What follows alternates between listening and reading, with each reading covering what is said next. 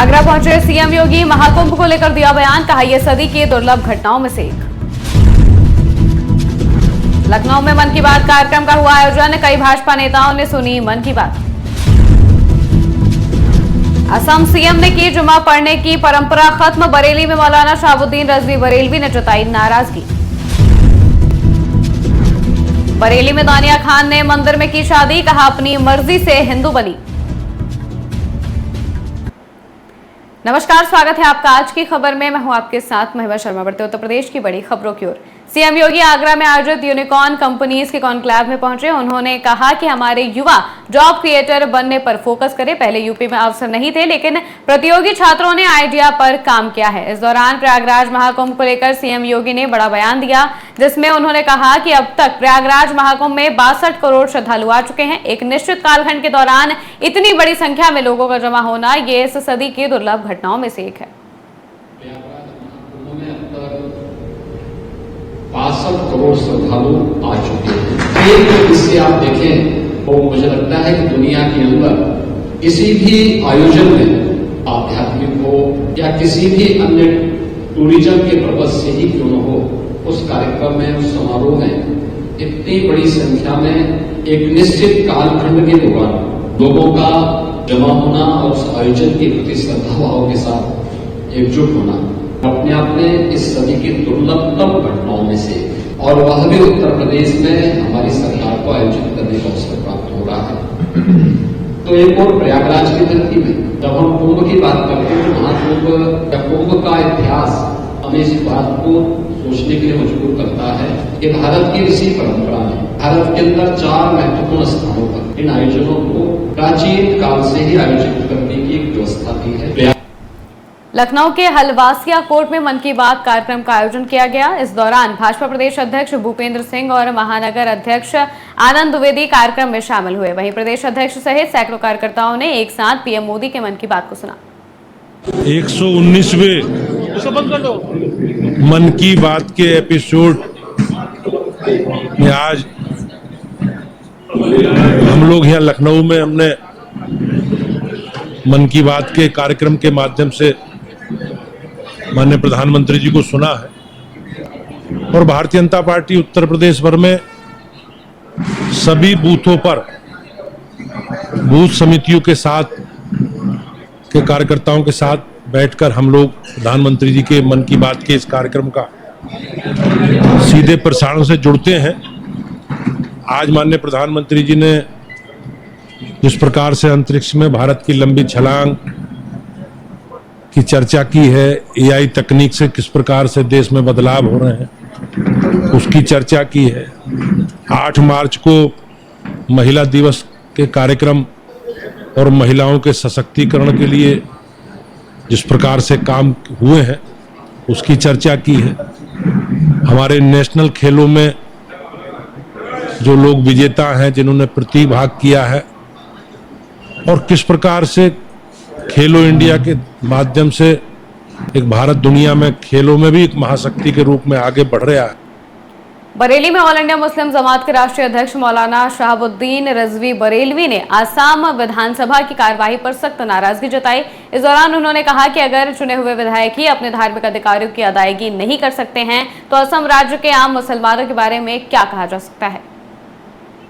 आसाम की असेंबली में 90 साल से जो रिवायत कायम थी कि जुमे के दिन 2 घंटे की छुट्टी मेंबरान असेंबली मुस्लिम हैं उनको मिला करती थी, और ये रिवायत कोई आज की नहीं है, बल्कि ये 1937 ईस्वी से ये रिवायत, ये परंपरा थी कि हफ्ते में आने वाली जो नमाज है एक बार वो जुमा का दिन कहलाता है, और जुमे के दिन 2 घंटे की रियायत दे दी जाती थी कि मुस्लिम मेंबरान असेंबली जाकर नमाज पढ़ के आ जाते थे। मगर उसको आसाम के मुख्यमंत्री हेमंत बिश्व शर्मा ने ख़त्म कर दिया है। ये उनका मुस्लिम मुखालिफ चेहरा जगजाहिर हुआ है दुनिया के सामने, और वो हमेशा कुछ न कुछ मुसलमानों के ख़िलाफ़ बोलते रहते हैं, कोई न कोई खिलाफ मुसलमानों के कार्रवाई करते रहते हैं।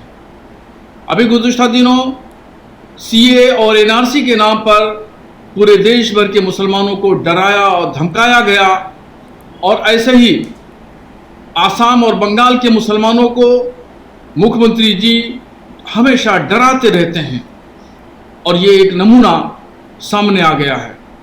मगर उनको ये समझना चाहिए कि ये चीज़ें बहुत दिन तक कायम नहीं रहती हैं, और इस तरह का इक़्तिदार, सत्ता ताउम्र या ताक़यामत नहीं रहता है, एक दिन चला जाता है। तो इसलिए हर समाज के साथ जो हिंदुस्तान का शहरी है, बाशिंदा है, उसके हितों के लिए काम करना चाहिए। मज़हब की रक्षा के लिए जिम्मेदारी दी गई है, मज़हब का तहफ़्फ़ुज़ करना चाहिए, न कि मज़हब के खिलाफ का। बरेली की दानिया ने धर्म परिवर्तन कर लिया है। उसने हिंदू धर्म अपनाकर अपनी पसंद के लड़के से शादी कर ली। दानिया का वीडियो सोशल मीडिया पर तेजी से वायरल हो रहा है, जिसमें वो खुद सामने आकर अपनी मर्जी से शादी करने की बात कह रही है। उसने अपने माता पिता को क्लीन चिट देते हुए कहा कि उनकी परवरिश में कोई कमी नहीं थी, इसलिए लोग उसके घर वालों को दोष ना दें। मेरी फैमिली पे कुछ कहने की या मेरी फैमिली पे उंगली उठाने से पहले अपने घर, अपने खानदान में देखो, ठीक है। मेरी फैमिली की कोई गलती नहीं है, और मेरी वजह से हाँ मेरी फैमिली पे बात आई है, लेकिन मेरी फैमिली को और जिसने भी कुछ भी बोल दिया तो अपनी फैमिली और अपना खानदान देखो। मेरे घर वालों को बीच में मत सानो। गलती मैंने करी है, ना कि मेरे घर वालों ने। मेरे घर वालों ने बहुत अच्छी परवरिश दी है, सब कुछ अच्छा दिया, लेकिन मैंने गलत उनके साथ करा तो आप मुझे मेरे घर वालों को बिल्कुल शामिल ना करें, और मेरे पेरेंट्स और मेरे बाप को तो बिल्कुल शामिल ना करें। उसकी कोई गलती नहीं है, ठीक है। उसके साथ दगा मैंने करी, उसके साथ बुरा मैंने करा, उसने अपनी परवरिश में कोई गलती नहीं करी, ना उसकी कोई गलती है। तो मेरे बरेली के आंवला में पार्लर से तैयार होकर बारात घर जा रहे दूल्हे और उसके परिजनों के साथ दूसरे समुदाय के लोगों ने जमकर मारपीट की। झगड़े की सूचना पर दोनों समुदाय के लोग एकत्रित हो गए। मामला तनावपूर्ण होने पर पुलिस ने सर्किल के 2 अन्य थानों से फोर्स बुला ली। इस दौरान एसडीएम भी मौके पर पहुंच गए। उन्होंने दोनों पक्षों को समझाकर शांत किया, जिसके बाद दूल्हा पक्ष ने हिंदू संगठनों के साथ थाने पहुंचकर कार्रवाई की मांग की। थाना आंवला अंतर्गत स्टेट बैंक रहा है।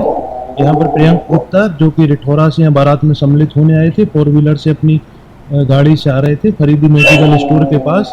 दूसरी तरफ से आ रहे जो पप्पू, जो बाइक से जा रहे थे, दोनों में जो है रास्ते देने के लिए, रास्ते से निकलने के लिए दोनों में विवाद हुआ। इसी क्रम में दोनों में झगड़ा, हाथापाई हुई। इसमें कुछ लोग जो मौके पर इकट्ठे हो गए। तत्काल पुलिस मौके पर सूचना पर पहुंची। दोनों सभी लोगों को जो है अलग अलग कर दिया गया। इसमें मौके पर पूरी तरह से शांति व्यवस्था है। नियमानुसार इसमें विधिक कार्रवाई। चैंपियंस ट्रॉफी में भारत और पाकिस्तान के बीच होने वाले मुकाबले को लेकर देश भर में जबरदस्त उत्साह है। टीम इंडिया की जीत के लिए उन्नाव में क्रिकेट प्रेमियों ने हवन पूजन और विशेष अनुष्ठान किया। इस महामुकाबले में भारत की जीत के लिए नर सेवा नारायण सेवा के संस्थापक और भाजपा नेता विमल द्विवेदी ने अपने साथियों के साथ बड़े हनुमान मंदिर में महाआरती का आयोजन किया और प्रभु श्री राम से टीम इंडिया की जीत की प्रार्थना की। इस दौरान हिंदू जागरण मंच ने भारतीय टीम को जीत की अग्रिम बधाई भी दी। इस तरह से हम सब आज से ही उत्साहित हैं, और हमेशा से जिस तरह जब पाकिस्तान और भारत का मैच होता है तो हम सब उम्मीद करते हैं कि भारत जीत कर आएगा। और आज भी ये उम्मीद के साथ प्रभु श्री राम और बाबा बजरंगबली जी के सामने हम सब ने पूजा अर्चना की है, उनसे कामना की है, प्रभु से अर्चना की है कि भारतीय टीम विजय पताका लहराए। और जिस तरह से हम सबको पूर्ण भरोसा वो श्री राम पर है, उसी तरह भारतीय टीम पर भी है, और मुझे पूर्ण विश्वास है कि भारतीय टीम कल भारत का परचम लहराएगी। यूपी के श्रावस्ती में एक ही गांव के 3 घरों में लाखों के जेवर समेत नकदी लेकर चोर फरार हो गए। इस दौरान चोरों ने महिला के नाक और कान के जेवर सहित अन्य सामान पार कर लिया। वहीं विरोध करने पर एक महिला पर वार कर उसे घायल भी कर दिया। घटना के बाद चोर फरार हो गए। पीड़िता की तहरीर पर पुलिस मामले की जांच पड़ताल में जुटी है।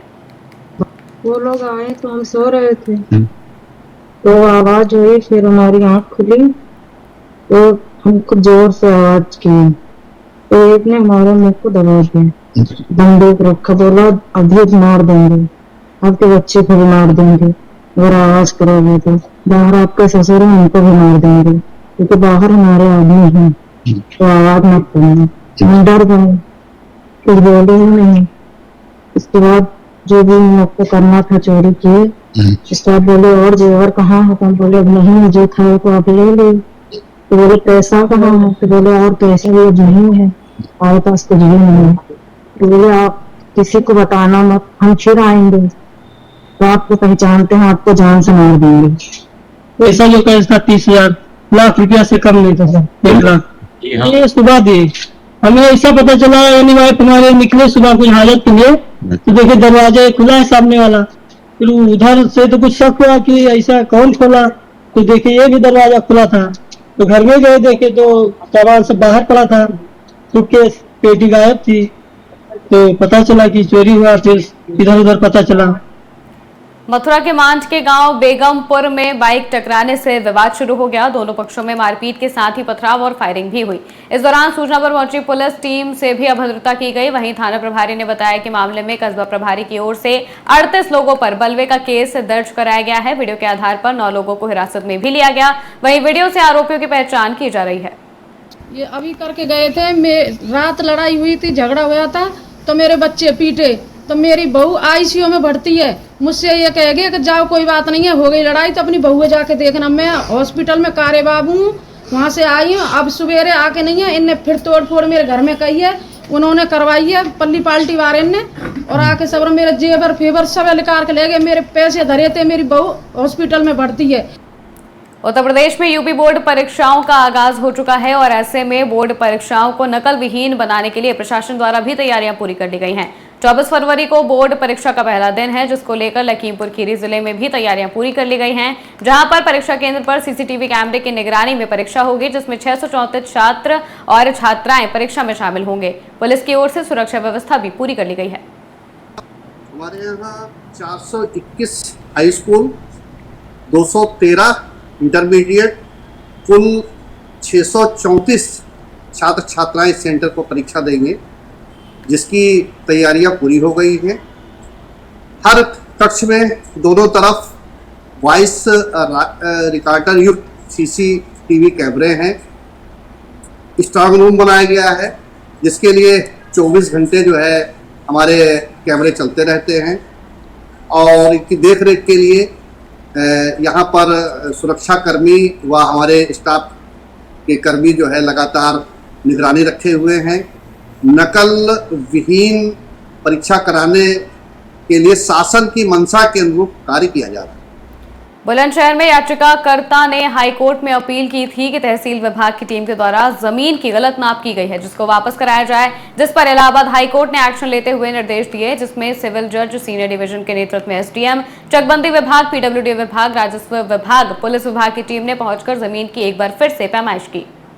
जी, यहाँ पे अधिकारी मतलब सिविल जज साहब आए हैं, एसडीएम साहब, डीडीसी साहब, सीओ साहब और सिविल इंजीनियर के मतलब एक्शन साहब भी आए हैं। मौके पर काफी अधिकारी आए हैं। एक्चुअली यहाँ पे पहले नाप गलत हुई थी, और मेरे जो खेत है उसका हाईकोर्ट माननीय उच्च न्यायालय का इससे ऑर्डर था पहले से 2005 से, लेकिन इन्होंने हाईकोर्ट के आदेश को नहीं माना और उसके उल्लंघन करके जबरदस्ती मेरे खेत में रास्ता निकाल दी, और उसके साथ साथ मेरी 2 बीघा जमीन भी ले ली। उत्तर प्रदेश की खबरों में फिलहाल इतना ही। देश और दुनिया की तमाम खबरों के लिए देखते रहिए आज की खबर।